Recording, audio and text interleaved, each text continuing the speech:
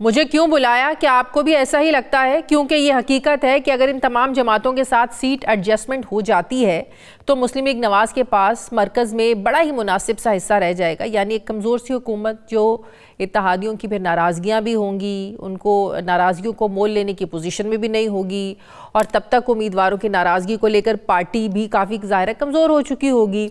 शायद मुस्लिम लीग नवाज़ ऐसा करना नहीं चाहती है, वो सीट एडजस्टमेंट करने की ख्वाहिश तो कर रही है, लेकिन बड़े बड़े सीट एडजस्टमेंट के चक्कर में समझौते करने को तैयार नहीं है। एक तरफ इतने बड़े पैमाने पर सीट एडजस्टमेंट करके जहां पार्टी में उम्मीदवारों को नाराज़गी का डर है, उनको खोने का डर है, वहीं पार्टी के अंदर भी एक पहले से टिकटों की तकसीम को लेकर धड़ों का भी एक दबाव है। कुछ हलकों में शहबाज शरीफ और कुछ में मरीम नवाज़ जो है वो अपने अपने उम्मीदवारों को टिकट दिलाने के लिए ये भी आमने सामने हैं। जैसे जड़ावाला के हलका 76 से मरीम नवाज़ तलाल चौधरी को, जबकि शहबाज शरीफ मलिक नवाब शेर को टिकट दिलाने के लिए ज़ोर लगा रहे हैं। इसी तरह गुजरांवाला से शहबाज शरीफ अता तारड़ को टिकट दिलवाना चाहते हैं, जबकि मरीम नवाज़ महमूद बशीर को वहाँ से टिकट दिलाना चाहती हैं। लाहौर में अयाज सादिक और शेख रोहेल असगर के दरमियान भी नाराज़गी हो रही है। अब फ़र्ज़ कर लें कि बड़ी मुश्किल से पार्टी में मरीम नवाज़ या शहबाज शरीफ की नाराज़गी मोल लेकर एक कैंडिडेट को टिकट दे दिया जाता है, और वहाँ पर और फिर बाद में होगा ये कि अगर वो सीट IPP को देना पड़ गई तो फिर भी सब उम्मीदवार कहाँ जाएंगे। तो लिहाजा मुश्किलात भी हैं, चैलेंजेस भी है, और फैसले करने के लिए वक्त भी कम है। ये सारा मामला क्या है, कैसे नून लीग इन तमाम मामलात को डील करेगी। सीनियर सहाफ़ी तज्ज़ियाकार आरिफ हमीद भट्टी साहब मुझे ज्वाइन करें। अस्सलाम वालेकुम, बहुत बहुत शुक्रिया भट्टी साहब आपका। भट्टी साहब, जो इस वक्त माहौल बना हुआ है इलेक्शंस को लेकर, कुछ पार्टियां तो बड़े आसानी से अपनी कैंपेन भी कर पा रही हैं, वो इत्तेहाद भी उनके हो रहे हैं, लेकिन एक पार्टी जिसको कागजाते नामजदगी ही जमा नहीं करवानी दिए जा रहे हैं, आपको लग रहा है कि इलेक्शन होने से पहले इतने मतनाज़े हो गए हैं कि इलेक्शन के जब नताइज आएंगे कौन मानेगा ऐसे इलेक्शंस को? वालेकुम सलाम। एक तो शादिया नंबर एक मेरी अपनी राय है, इलेक्शन नहीं ये सिलेक्शन हो रही है। इलेक्शन वो होती है कि अवाम जिसको चाहे उसका नुमाइंदा खड़ा हो, वो अपनी मर्जी से कागजात जमा कराए। सरकारी ब्यूरोक्रेसी अवाम की जानो माल की हिफाजत है, कागज छीनना ये उनकी जिम्मेदारी में शामिल नहीं है। हाँ। अगर शादिया एक साइकिल चोरी कोई करता तो वो जुर्म है, साइकिल चलाना भी जुर्म है। तो अगर 25 करोड़ अवाम की अक्सरियत के वोट चोरी करके कोई मुंतखब करना चाह रहा है तो वो हुकूमत जायज कैसे हो सकती है?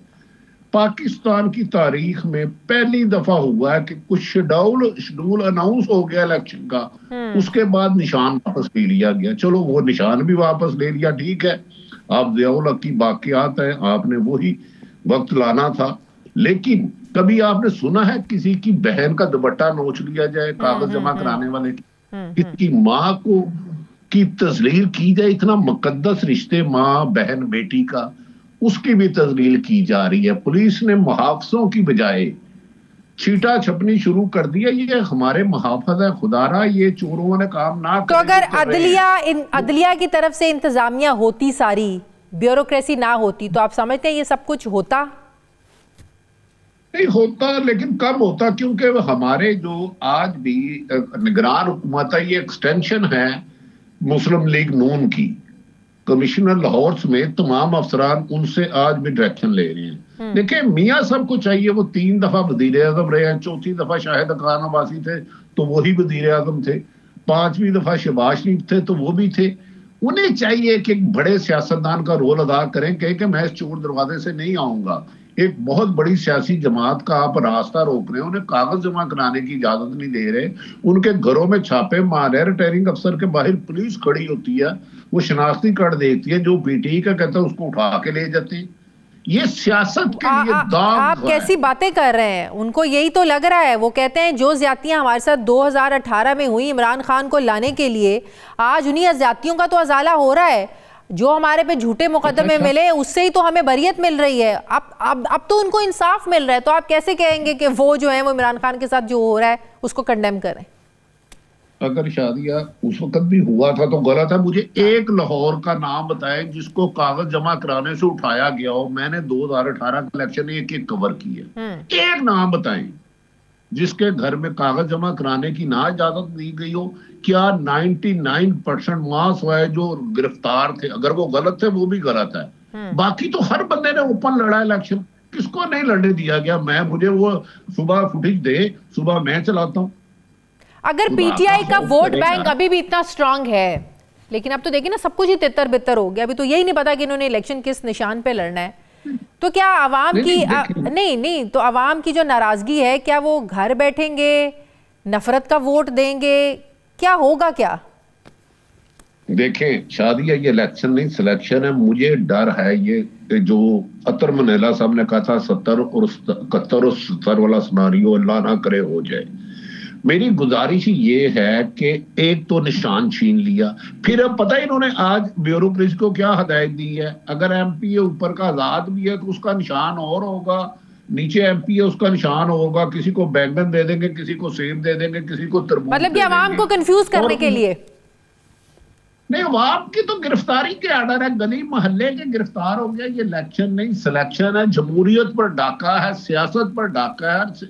और आपको खबर दे दूं शादिया, एक और बड़ी जमात के खिलाफ भी ये क्रैकडाउन होने लगा था, तकरीबन जिनके लाडले नवाज शरीफ में मामला तय हुए थे, फिर अमेरिका से एक संदेशा आया और उसके लिए थोड़ी सी रास्ता हमवार हुआ है। तो मेरा ख्याल है सियासतदानों को, अगर माजी में गलत था वो गलत है, उसकी 16 महीने हुकूमत रही थी, जुडिशल कमीशन बना लेते।